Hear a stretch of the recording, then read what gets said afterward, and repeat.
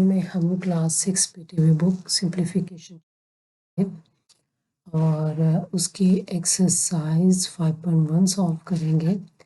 यहाँ पे हम लिख लेते हैं कि ये चैप्टर नंबर 5 है सिंप्लीफिकेशन। एक्सरसाइज 5.1 सॉल्व करेंगे और यहाँ पे एक्सरसाइज 5.1 में क्वेश्चन नंबर 7 है, तो हम इसमें अपना क्वेश्चन नंबर 7 सॉल्व करेंगे और यहाँ पे 7 है। तो यहाँ पे आप देखें कि क्वेश्चन नंबर 7 में पहले तो आपके पास मिक्स फ्रैक्शन है, उसके बाद आपके पास जिस तरह के मैथमेटिकल एक्सप्रेशंस हैं, मल्टीप्लिकेशन प्लस जो मैथमेटिकल ऑपरेशंस हैं सॉरी, वो है ब्रैकेट पेरेंथीसेस के साथ। तो उसके लिए हम चूँकि पूरी एक्सरसाइज हमने जो प्रीवियस क्वेश्चन भी सॉल्व किए हैं, तो उसमें भी हमने देखा कि अगर ऐसा कोई मैथमेटिकल एक्सप्रेशन आ जाए तो उसके लिए हम बोर्डमैस रूल को यूज़ करते हैं, क्योंकि बोर्डमैस रूल को अब ये एक ऑर्डिनरी मैथमेटिकल ऑपरेशन है कि ये हमें बताता है कि अगर कोई ऐसा मैथमेटिकल एक्सप्रेशन आ जाए जिसमें मैथमेटिकल ऑपरेशंस भी आ जाए और साथ ही आपके पास ब्रैकेट्स पेरेंथीसेस में curly bracket square bracket parentheses आ जाएं, तो उसको फिर आपने किस ऑर्डर से सॉल्व करना है, आपने किस तरीके से सॉल्व करना है, पहले आपने किसको लेके चलना है, फिर सेकंड फिर थर्ड, किस तरह आपने इसको फॉलो करना है। इस क्वेश्चन को सॉल्व करने के लिए आपने किन किन स्टेप्स को फॉलो करना है। ओके, तो यहाँ पे हम अपना पहला क्वेश्चन 7 क्वेश्चन लिख लेते हैं। 1/4/5 divided by 1 divided by 25 multiply by 1/4, okay, plus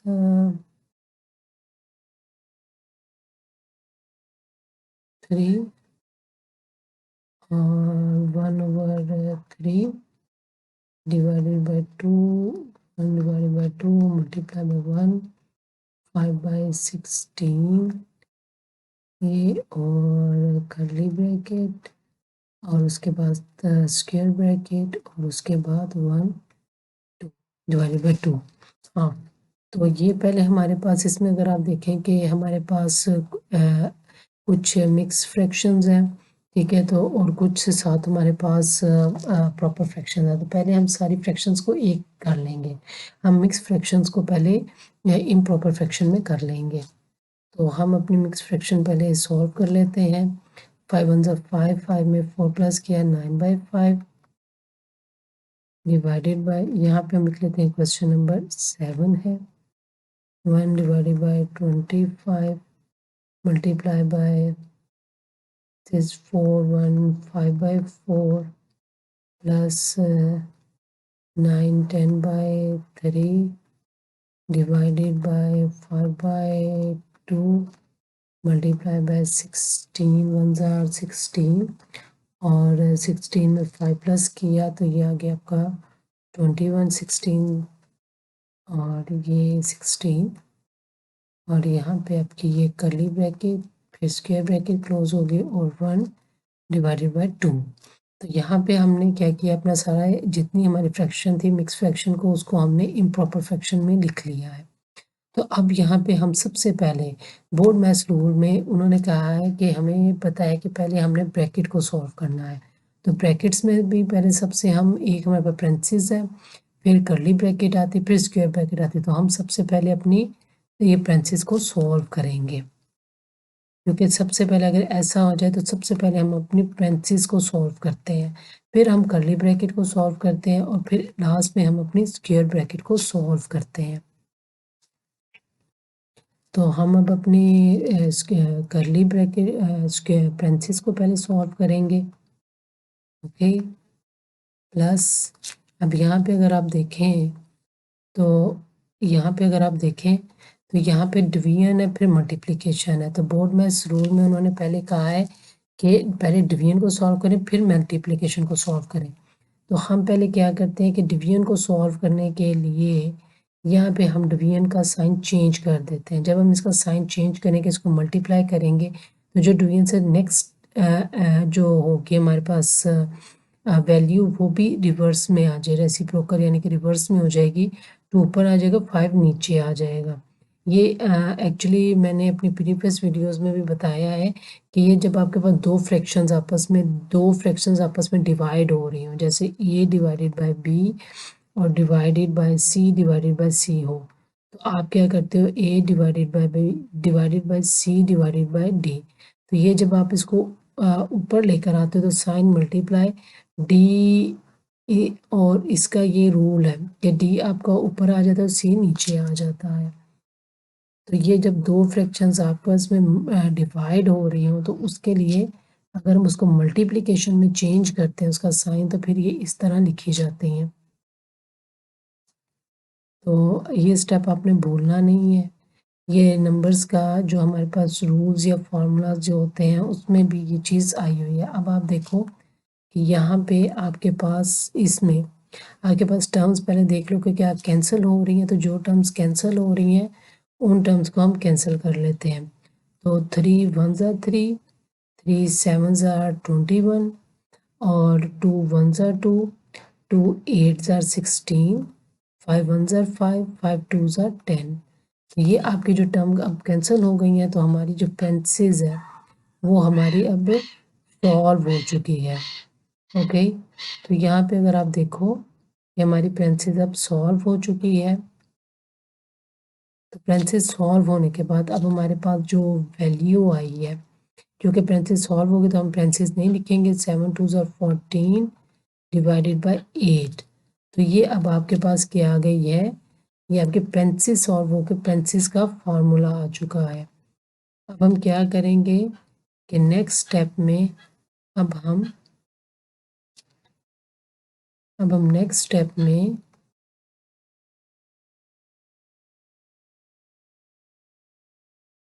इसको अब हम अपनी कर्ली ब्रैकेट को सॉल्व करेंगे। तो कर्ली ब्रैकेट को जब हम सॉल्व करेंगे तो पहले इसका एलसीएम लेंगे। ठीक है, तो दो वैल्यूज़ हैं, दो फ्रैक्शंस हैं, प्लस का साइन है, तो दो फ्रैक्शंस में जब प्लस का साइन हो तो उनको ऐड करना हो तो हम एलसीएम लेते होते हैं। 4 2 ज़ार 8 और 2 5 ज़ार 10, 8 1 ज़ार 8 और 1 14 ज़ार 14। तो ये हमारी फ्रैक्शन सॉल्व हो गई है। ठीक है, अब हम देखेंगे कि अब हम अपनी कर्ली ब्रैकेट को सॉल्व करेंगे। तो कर्ली ब्रैकेट में जो आपके पास जब जो आंसर आएगा आपने उसको आंसर को फॉर 24/18, चूँकि अब हमारी कर्ली ब्रैकेट सॉल्व हो चुकी है तो अब हम कर्ली ब्रैकेट नहीं लिखेंगे, अब हम डायरेक्ट स्क्वायर ब्रैकेट, जैसे आपने कर्ली ब्रैकेट की वैल्यू सॉल्व कर ली तो कर्ली ब्रैकेट ख़त्म हो गई, अब वो स्क्वायर ब्रैकेट में आ जाएगी। ओके, और स्क्वायर ब्रैकेट में भी यहाँ पे अगर आप देखो तो जो टर्म्स कैंसिल हो रही हैं पहले आप स्क्वायर ब्रैकेट में उसको कैंसिल कर लो। तो 8 1 ज़ार 8, 8 3 ज़ार 24।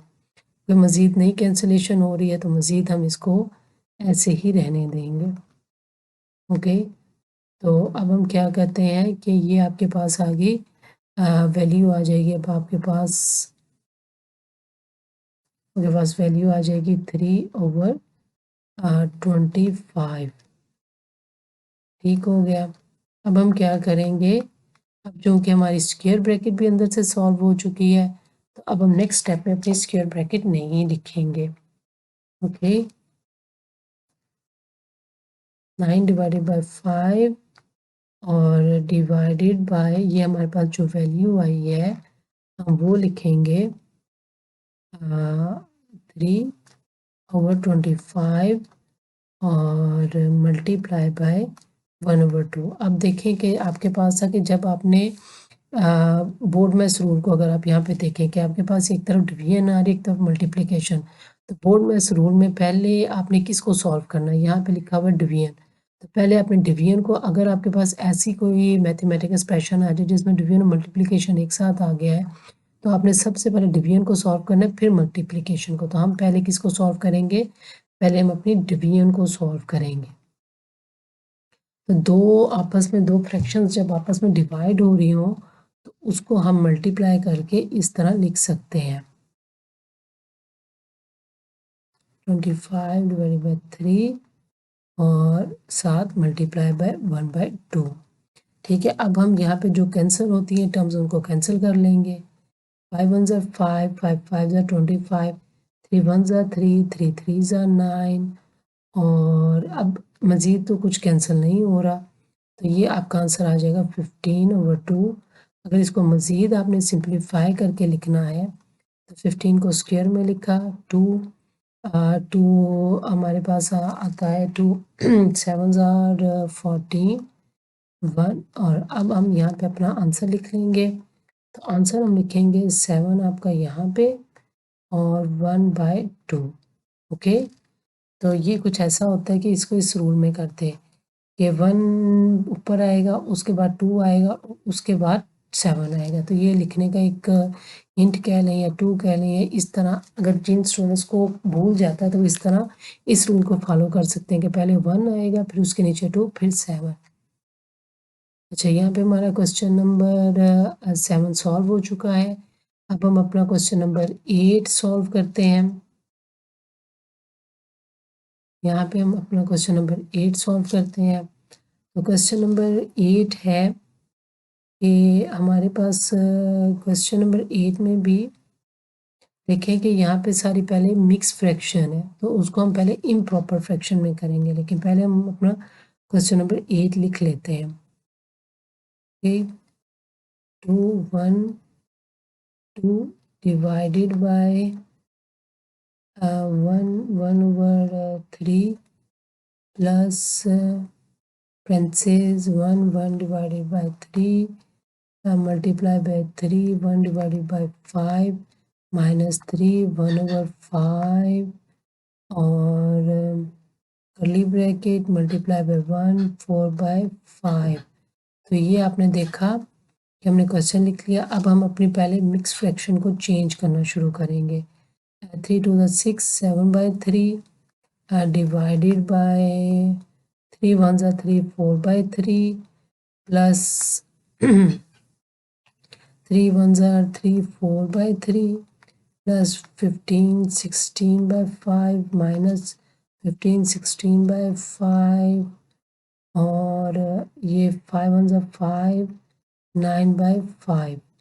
ओके, तो ये हमने आपने देखा कि हमने अपनी जितनी फ्रैक्शन थी उसको मिक्स फ्रैक्शन जितनी भी थी उसको हमने किस में चेंज कर लिया, उसको हमने इम्प्रॉपर फ्रैक्शन में चेंज कर लिया। इम्प्रॉपर फ्रैक्शन वो होती है जिसका न्यूमिनेटर डिनोमिनेटर से बड़ा होता है।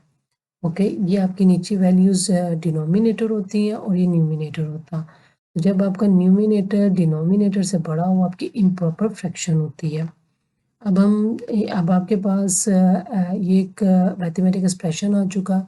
तो हम सबसे पहले किसको पेंसिस को सॉल्व ब्रैकेट्स में पहले ब्रैकेट सॉल्व करेंगे, लेकिन ब्रैकेट में सबसे पहले हम पेंसिस को सॉल्व करेंगे। तो यहाँ पे हम अपने पहले पेंसिस को सॉल्व करना शुरू करते हैं।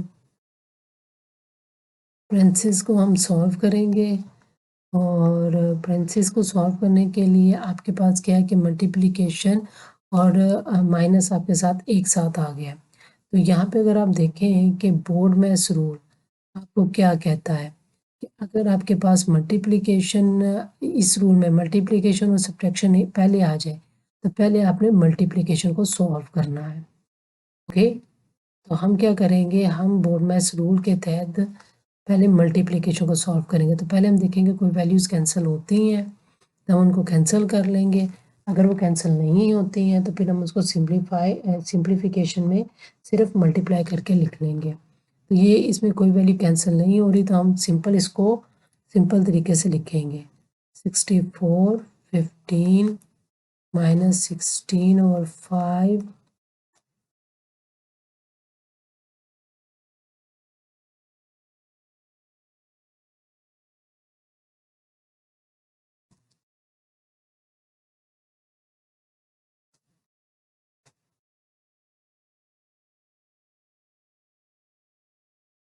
अच्छा, अब आप देखो कि अब जब हम इसको सॉल्व कर लेंगे, ठीक है, यहाँ पे अब आपने क्या करना, इसके पेरेंथीसेस के अंदर आपने इसको सॉल्व करना।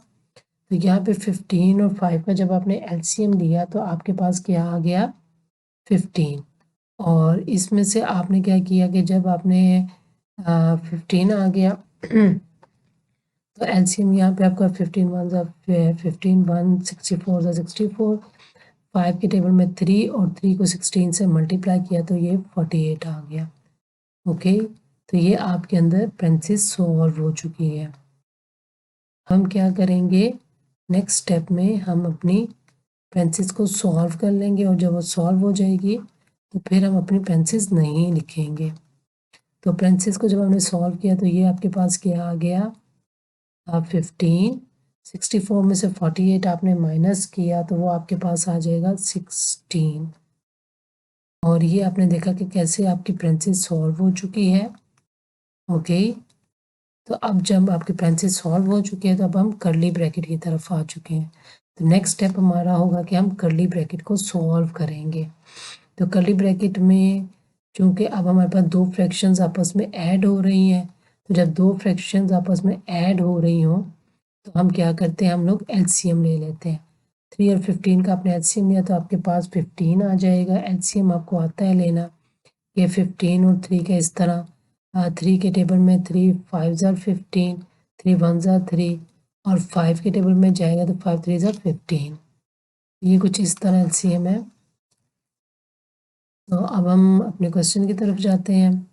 उसमें अब जब हमने एलसीएम 3 5 ज़ार 15, 5 4 ज़ार 20 प्लस 15 1 ज़ार 15 और 16 ये आ गया आपके पास, और मल्टीप्लाई बाय 9/5। ओके, तो यहाँ पे अब आप देखें कि आपकी अब कर्ली ब्रैकेट भी सॉल्व हो चुकी है। ओके, तो अब चूंकि हमारी कर्ली ब्रैकेट भी सॉल्व हो चुकी है तो अब हम ब्रैकेट नहीं लिखेंगे। अब हम वो ब्रैकेट नहीं लिखेंगे और हम डायरेक्ट अपनी स्क्वायर ब्रैकेट पे आ जाएंगे। तो अब यहाँ पे आप देखेंगे स्क्वायर ब्रैकेट में आपके पास डिवीजन और मल्टीप्लिकेशन है। जब आपके पास डिवीजन और मल्टीप्लिकेशन एक साथ आ जाए तो आपने पहले क्या, पहले आपने डिवीजन को सॉल्व करना, फिर आपने मल्टीप्लिकेशन को। जब आपके पास डिवीजन और मल्टीप्लिकेशन एक साथ आ जाए मैथमेटिकल एक्सप्रेशन में तो पहले आपने डिवीजन को सॉल्व करना, फिर आपने मल्टीप्लिकेशन को सॉल्व करना। ओके, तो यहाँ पे हम क्या करते हैं कि डिवीजन को सॉल्व करने के लिए हम वही जो हम पहले करते आए हैं कि मल्टीप्लाई कर लेंगे और इसके फ्रैक्शन चेंज हो जाएगी। ओके, तो यहाँ पे अगर आप देखें कि अब हम अपनी वैल्यूज़ देखते हैं जो हमारी कैंसिल होती है उनको कैंसिल करते हैं। 3 1 ज़ार 3 3 5 ज़ार 15 और 5 1 ज़ार 5। ओके, और ये हमारे पास फ्रैक्शन बन रही है यहाँ पे 9 1 ज़ार 9 9 4 ज़ार 36 आ गया, और ये आपके पास आंसर आ जाएगा 7/4। इसको थोड़ा सा नीचे करके लिख लेते हैं हम लोग। ये आपके पास आंसर आ जाएगा 7/4। ओके, तो ये आपके पास अच्छा अक्सर होता है कि यहाँ पे आपने इज इक्वल टू, मैंने अपनी लास्ट वीडियोस में भी नहीं लिखा, लेकिन इज इक्वल टू का मतलब ये होता है कि इसके बराबर है। तो जब आपने क्वेश्चन स्टार्ट कर लेना तो आपने इज इक्वल टू लाजमी डालना है।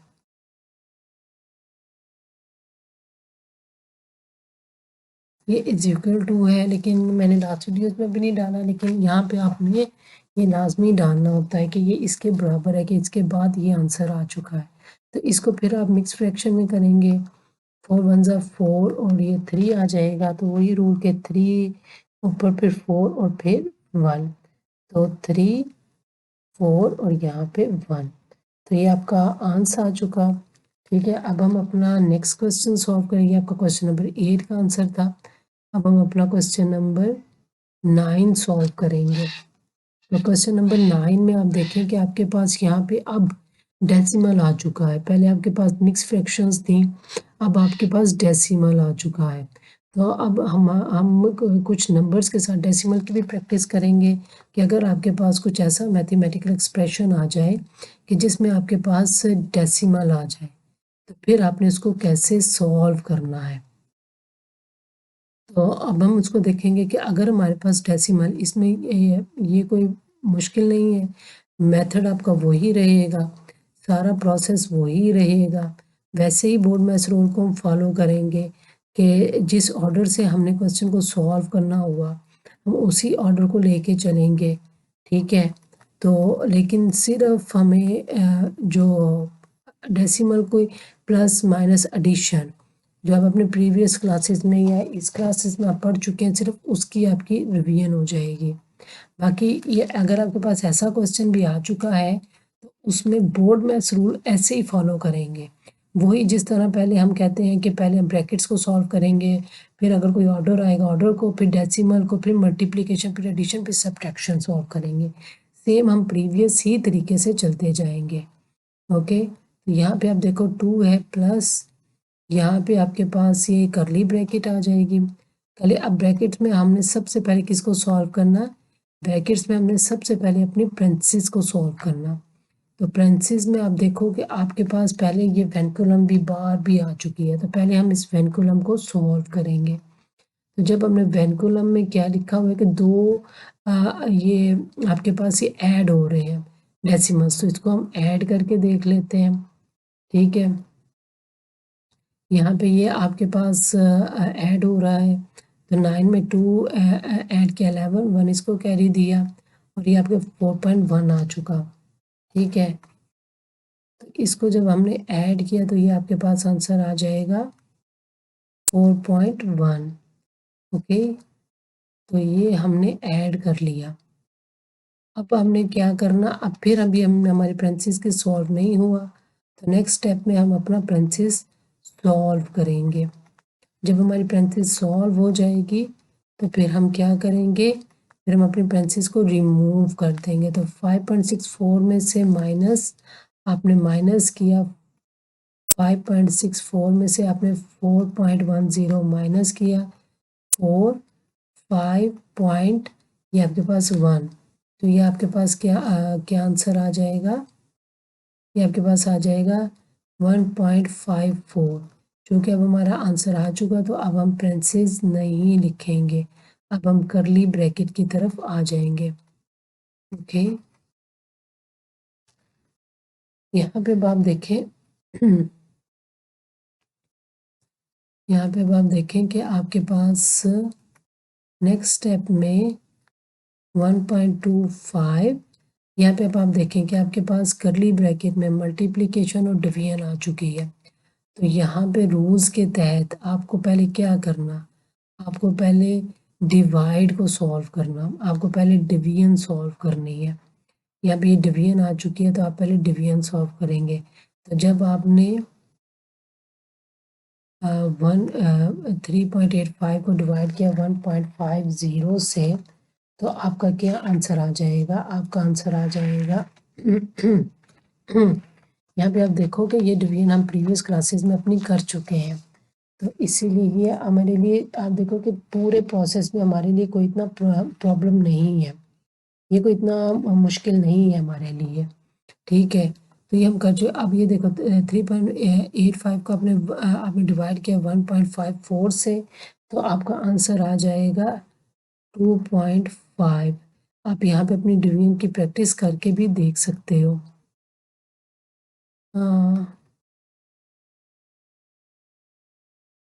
अच्छा, उसके बाद अब हमने क्या करना, अब हमने अपनी करली ब्रैकेट को सॉल्व करना है। अभी हमारी करली ब्रैकेट सॉल्व नहीं हुई है, अभी हमने दो टर्म्स को डिवाइड करके जो आंसर है 2.5 लिख लिया। तो इसको डिवाइड करना, 3.85 को डिवाइड किया 1.54 से, तो ये आपका जो 2.54 आया, ये इसको आप प्रैक्टिस करके देख सकते हैं, यानी कि इस तरह आपने इसको करना है।